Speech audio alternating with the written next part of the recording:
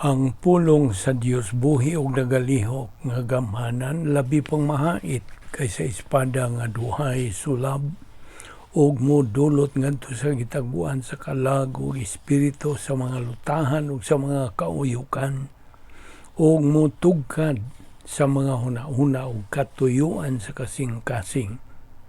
All scripture is God-breathed and is profitable for doctrine, for reproof, for correction, for instruction in righteousness, that the man of God might be mature, thoroughly furnished unto all good works. Maayong adlaw sa tanan nato mga subscribers, viewers, followers, fellow believers. Ano na sabitan nga itong adlaw-adlaw nga pagtuon sa pulong sa Dios ubo sa Balbido Evangelistic Ministry. Niya pa kita magadupot sa atong tunanan nga giuluhan, the winner. Okay, so kanimo nga magtotoo, andama ang imong kaugalingon sa di pa kita magtuon sa pulong sa Dios, pinagi sa paglimpyo sa imong kalag sa mga sala nga nabuhat. Gamita karon ang prinsipyo sa 1 Juan 1:9 nga nagkanayon, kung isugid ta nga itong mga sala, siya ang Diyos, kasaligan ug makatarunganon nga mopasaylo sa atong mga sala ug kita hinluan gikan sa tanan nga mga kalapasan. O ikaw nga nakahimo niya na makabalik ka sa imong pagkikamitay sa Dios ug mapunano sa bikaw sa Espiritu Santo, andam no sa bikaw sa pagtuon sa balaang pulong sa Dios. Apanalang kanimo dili pa magtotoo, gamita ka na imong kabubuton sa pagtuo kang Ginoong Hesukristo ingon nga imong personal nga manluluwas. Tumuo ka kang Ginoong Hesus o ikaw maluwas. Mga buhat 16:31. Karon padayon ta sa atong libiyaan. Abrihe ang imong Biblia karon sa 2 Pedro kapitulo 3 bersikulo 18.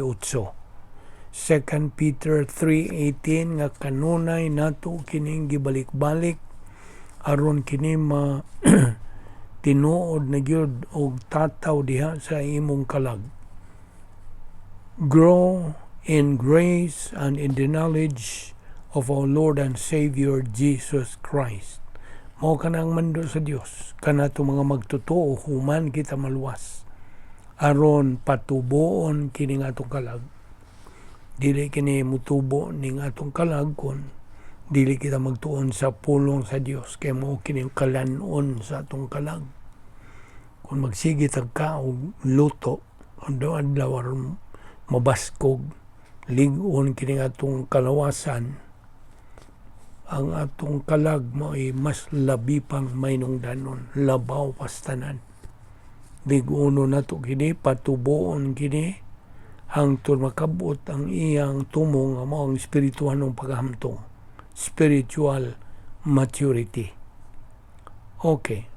Namod turagod ta sa 1 Timoteo kapitulo 2 bersikulo 2. Nagkanayon sa in English, akong basaw sa in English.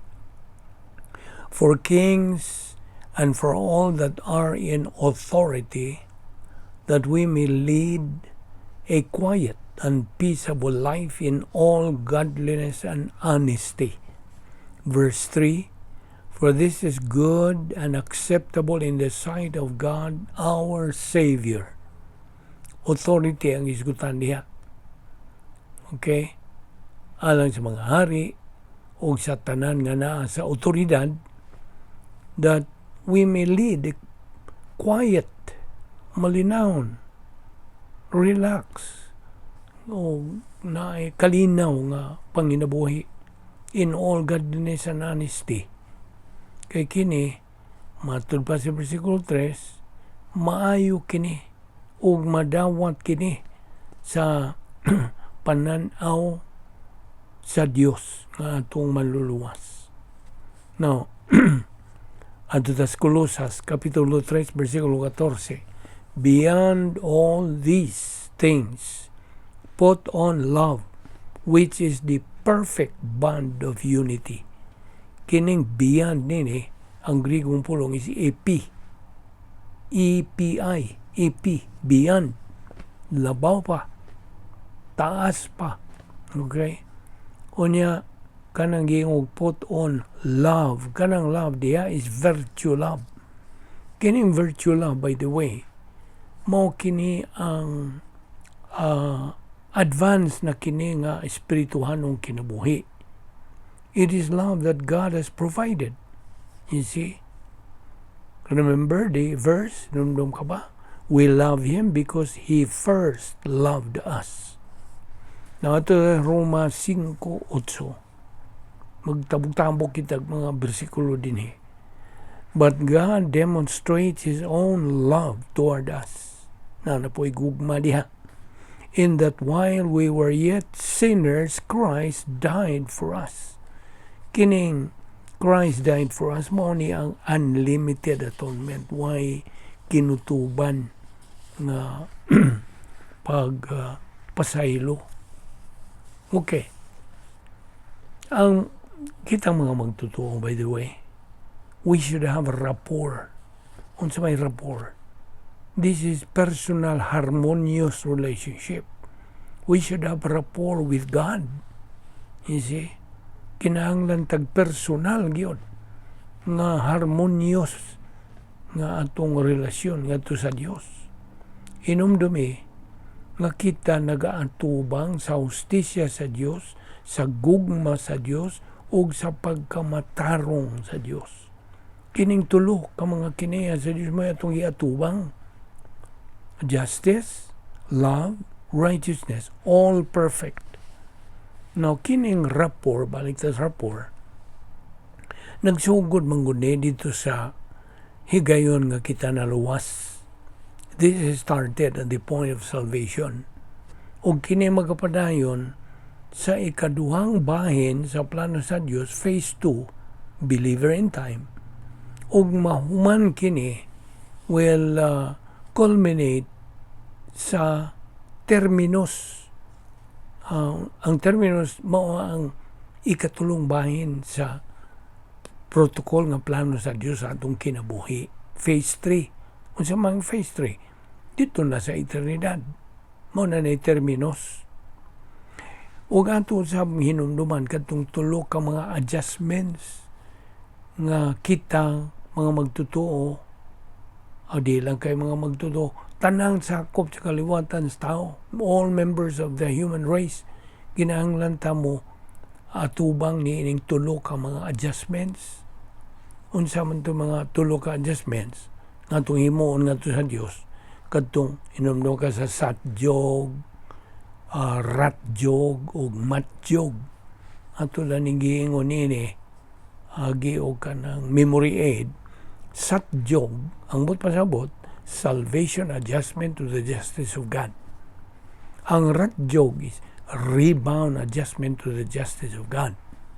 O ang matjog is maturity adjustment to the justice of God. Kasabot ka? Okay, so, ay nagkalimti. Ang atong personal nga gugma ngadto sa Dios, ang kining direksyon ini is vertical, paingus taas. Apan ang impersonal love nga nato ngadto sa tao, horizontal ang iyang direksyon ini. So, love for God, vertical. Love for mankind, horizontal. Okay? Now, kung ano sa ka magtotoo, only as human love, kini kong human love, tawahan nga gugma, pseudo love, mini. Okay? Ang but pasabot sa pseudo, mini, dili tinuod. Okay? So kung lang sa ka magtotoo, only as human love, pseudo love, kini nagagikan lamang sa iyang self-justification, self-deception, o self-absorption. Kini kung gisgutan, self-justification, self-deception, o self-absorption. Tulo ni ka-arrogant skills. Okay? Arrogant skills ni. Kining mo magtotoo nga kanang gamit lang sa human love has no virtue love. Wala. Okay, so Colossians 3:14 unsay ingon, beyond all these things put on love, which is the perfect bond of unity. Kanang love diha, yung mga bersikulo, virtue love na. Okay? Nagkaroon pa tingali ka makadungog niining term nga virtue love. Na ni, kaya giniwan itong pagtuon, by the way. Kini nga itong pagtuon, ubos sa ministry. Kanang balik-balik ning atong method of teaching, inculcation manguni, sinilsilay manguni. Mao na nga ayaw ka tinga, ayaw lang ka wala ka. Masig mayon ka uglain man ang ilang mga tinudluan. Wa nagsubay tas kamatuoran oy. Wa ta may gawas kun unsa gyoy matuod tinuod nga matang sa pagtuon sa pulong sa Dios. Mao na nga usahay mo hisgot ang mga Grigong pulong, mga Hebrewanong pulong kay ikan manguni sa original kini atong pagtuon. Mao nang gitawag ni og unsa matang sa pagtuon doctrinal. Tingali mo pa'y pagkadungog nimo ni ng termino nga doctrinal. Kaya nga mong doctrinal man. Ang atong gitunan din ni mga tinago ni nga mga doktrina alang nato nga mga magtutuo din sa katuiga simbahan in the church age. Mao ni ang kanang ingnunta nga mga tinago. Okay? Inumdom ka ining mga religious baron o civic organization sama sa mga kanang Lions Club baron, Knights of Columbus baron, naa sila mga coded ng ilang sila rin makasabot. Okay? Mao na ang pasabot niya. Kining atong gitunan sa katuigan sa simbahan, mystery doctrines ni. Mystery, mysterion. Mao na ngayon ka tinga yung kinayaw itong pagtuon, lahi ni sa mga ordinaryo lang, mga pagtuon sa Biblia nga ang katawanan po nining ilang matang sa pagtuon ko kay mura ba ka na bang sharing type nga sister, brother, unsa may mong nauna ni nawa kay abutan niya na kay sharing type ra na why authority ang imong gitutukan gihangad nga mao'y nagadag yun sa maong pagtuon. You see? Kaya din sa katuiga simbahan dunay gitaga ang mga gasa, mga kalalakinan lang. Only men are given the spiritual gift of teaching, spiritual gift of evangelism.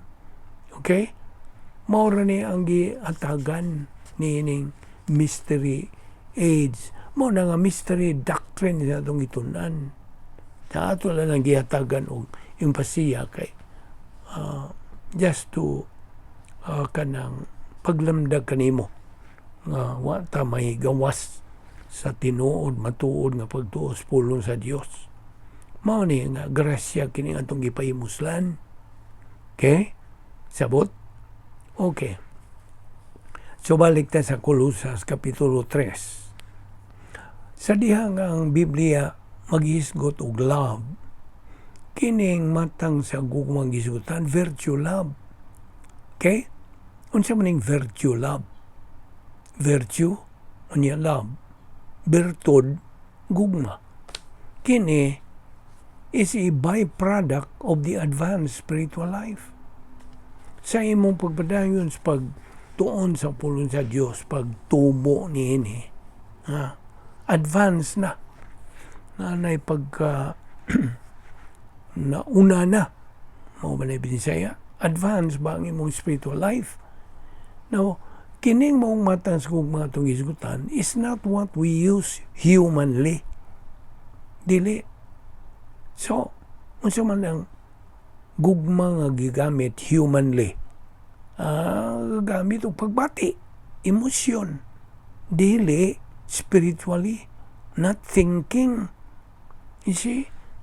Ayaw kalimot nga ang espiritual ng pagkinabuhi is a system of thinking. Paagi kini sa atong huna-huna.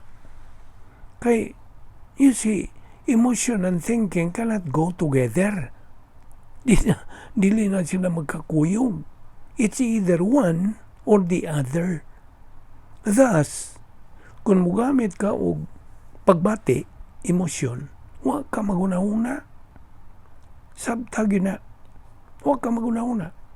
Kaya emosyon ramay mo igamit. Kapan sa diyang mugamit kasi mong panguna-una, mental attitude, huwag ka mugamit yan imong pagbati.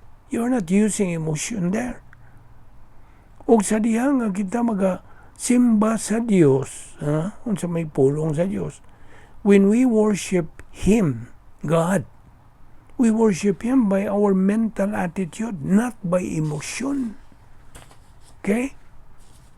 Inamdumi, nga ang gugma, may relasyon kini, may kalabutan kini sa Diyos. It's related to God. And since God is love, kita mga magtutuo can only love Him by His own way, not by our own human way. Inumdumi, kung unsay gisulti sa Biblia, God can only be worshipped in spirit and in truth, not in emotion. And to the Roma 5:8, God demonstrated His love toward us in that while we were yet sinners, Christ died for us. 1 John 4:19, we love Him because He first loved us. 1 John 2:16, for all that is in the world, the lust of the flesh, and the lust of the eyes, and the pride of life, is not of the Father, but is of the world. Verse 17, and the world passeth away, and the lust thereof, but he that doeth the will of God abideth forever. Pagkaklaro niya na. Now John 1:12 again, but as many as received Him, to them gave He power to become the sons of God, even to them that believe on His name. Okay, balik tas rapport. Rapport with God. Kinahanglan mo imuuna sa atong rapport with our fellow men. Okay? A rapport with God must precede our rapport with our fellow men. Hinumdumi nga atong gugma ngadto sa Dios vertical, atong gugma ngadto sa kanang isig katao horizontal. Kining love of God, kaya mao namang yun itong iduputan usa, kining gugma sa Dios. This is not talking about emotion. Ato na po nang gibalik. It's a mental attitude. The love of God is part of God's integrity. Bahin ni sa iyang kanang pagkamatarong, pagkamasaligan, integrity. I think that's the right Visayan word. Ang iyang integrity, nalangkob ning tulo niya ka mga kinaiya. Hingpit ng pagkamatarong, hingpit ng hustisya, o hingpit ng gugma. So, it's composed of perfect righteousness, perfect justice, and perfect love. Mauna ang pagkamasaligan sa Diyos. Ang Diyos, nagamando ka na itong mga magtutuo, to love God with all our mind, with all our heart, with all our strength, with all our soul. Mauna ang una. Okay? That's the first. Vertical. Vertical forgiveness na nas Mateo 6:14 o Marcos 11:25. Mauna yung una. Love for God. Okay? Ang ikaduha, to love your neighbor as thyself. Horizontal happiness, forgiveness. Efesio 4:32. Now, kining maong mga mando, itong isgutan karon, can only be followed and executed sa diha nga kita ana sa sulod sa atong operational divine dynasty nga mao na ang protocol plan of God, ana ang gahom sa Dios. Kay naara na diha, anha na ta makatuman sa protocol nga plano sa Dios atong kinabuhi. Outside of it, wala. Di gyud ta makatuman sa protocol nga plano sa Dios. Wala. Tinawhanon man tanan dito sa gawas. Sabot? In short, sa diha nga kita magatuman sa atong sa plano sa Diyos atong kinabuhi, then we are executing sa dynamic, unique spiritual life. Gisangkap kini sa Diyos kanato, grasya. So, sa diha nga kita maingon nga nagahigugmata sa Diyos, o pan nagadumot, nagasuko, naglagot, magasimong igsoon, nagbakak siya. You see? When a believer says he loves God but hates his brother, he is a liar. Namakak siya. By the way, kitang mga magtotoo, iniining atong kanang katuigan karon, the present dispensation, age of the church, are admonished by the Word of God sa pagtuon, pagkaton, pagtuo, paggamit sa pulong sa Diyos, pinagi sa atong pagpaubos. Magpaubos ta. We put ourselves under the authority of our right pastor, teacher. Kinsa na punaan sa Espiritu Santo, o gana siya ay gasa sa pagtudlo, gasa sa pagkapastor magtudlo. Isi, mao na admonish by the Word of God. Believers have to hear the teaching of the Word of God. Aron iya niyang kanang matuuhan kini. You cannot believe anything you do not understand, you do not study. Musta? Mao na ang Roma 10:17 na kanayon, faith cometh by hearing, and hearing by the Word of God. Unsa man na, di ba da? Klaro? Mao na, maugma lang imong pagtuo sa imong pagpadayon sa pagtuon sa pulong sa Dios. Now, by the way, ang turang tugbilon kining motivational virtue o functional virtue. Kinira ba silang duha? Motivational virtue is directed to God.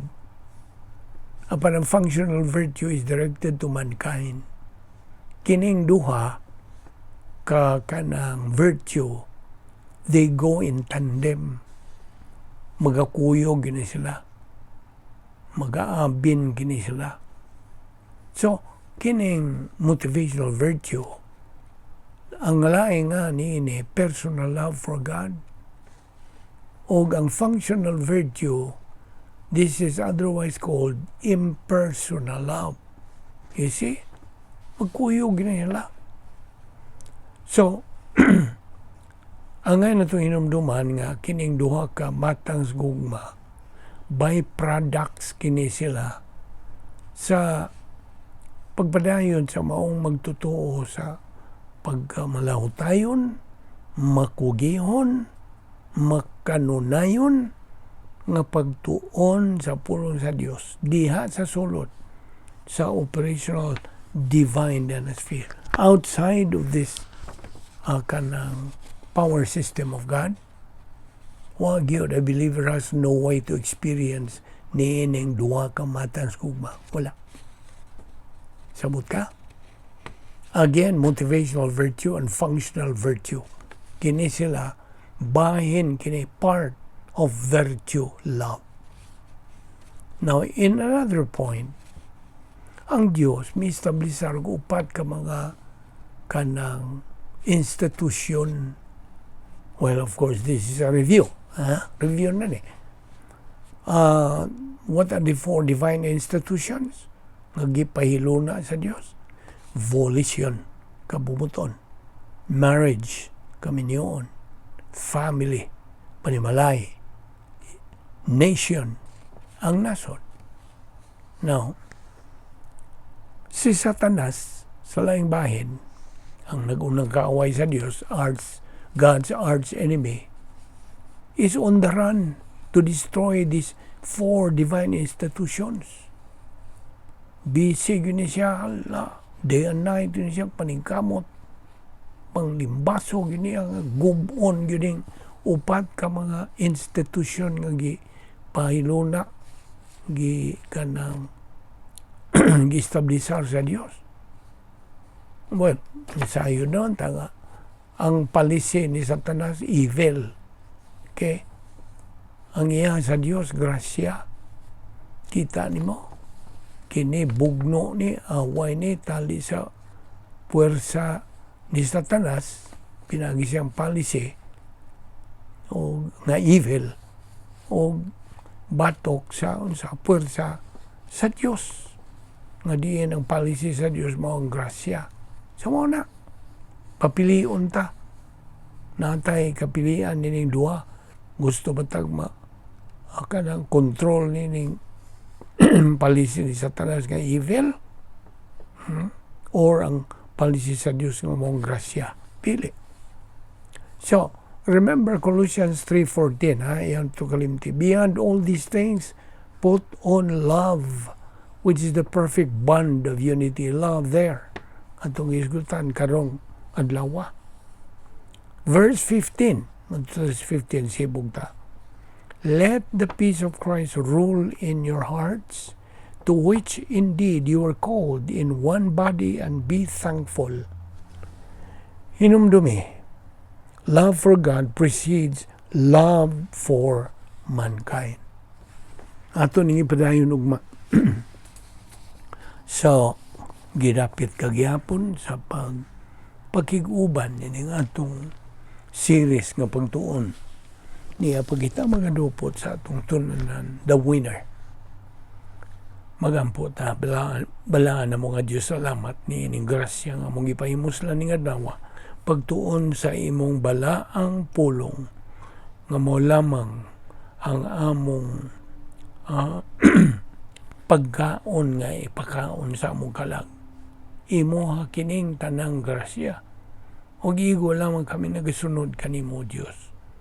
O nga unta kami dasigon sa Espiritu Santo hagiton sa pagsibog sa unahan sa among espirituanong pagkinabuhi aron makabot namo kanang maong tumong nga mong espirituanong pagkamtong. Salamat ni nga mo Bible study pinagi sa Vic Balbido Evangelistic Ministry. Kining tanan namong gipasalamatan sa ngalan ni Ginoong Hesukristo. Amen.